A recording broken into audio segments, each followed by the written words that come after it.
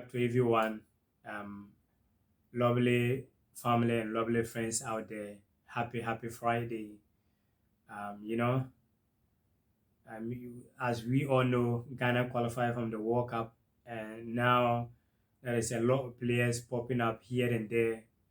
So if we have all these players, this will be my first 11. First, as you know, if you have all these players, I'm gonna go for 3-4-3 formation. So starting from the post, like always, would be Jojo Wallacott on the post. I'm gonna go for three centre back, as you can see, Daniel Amate, and alongside Alexander Juku and Mohamed Salisu. The right side, I'm gonna go for Dennis Odoy. Yes, I'm gonna go for Dennis Odoy. You hear me well. A lot of people may have few issues about Dennis Odoy coming in. Maybe a lot of people may feel like Tarek Lamte should start. Yes, I'm going to give you my main reason why I will be choosing Dennis Odoy ahead of Tarek Lamte. And the left side, I'm going to go for um, Jesus Slop. And the center midfield, I'm going to go for Thomas Tepate alongside Kudos Mohammed. And the front wings, I'm gonna go for the left side, Kamaldeen Sulemana, as you can see, and the right side, I'm gonna go for um, Carlson Hodoy for the right side, and Anyaki William to lead the attack. And or maybe a lot of people may also have few issues about Anyaki William to go ahead, starting from ahead than Adin Katia. And I'm gonna give you my main reason why I choose these players. So guys, if you do not know why for me picking Dennis Odoy ahead of Tariq Lamptey, I feel like if we have all these players today, the reason why I choosing Dennis Odoy ahead of Tariq Lamptey because I feel like Dennis Odoy already played um, against Nigeria, the two leg, and already familiar with the team. So it's not something new. And it's a guy like to control, it's a guy like to talk to the defenders, talk to the keeper, command and all that. And is very, very good and have experience. He can move the ball forward as well. So my main reason is he's already there and he play two matches already, and you and I know how good this player is. So I think Tariq Lamptey coming second half is not a bad deal. So that is my main reason why I will be going for Dennis Odoy. As usual, it's going to be 5 changes.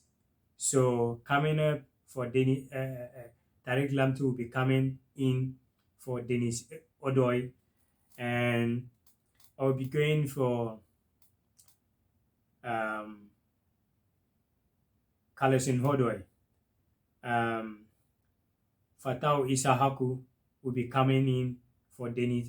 Will be coming in for Carlson Hodoy. The Odoy is confusing me here, but I'm getting it right, guys. So Fatau Isahako will be coming in for Carlson Hodoy. As we all know, Carlson Hodoy is a very, very good, and Fatau Isahako, he can run, have speed. So coming up second half, I think it's a good deal.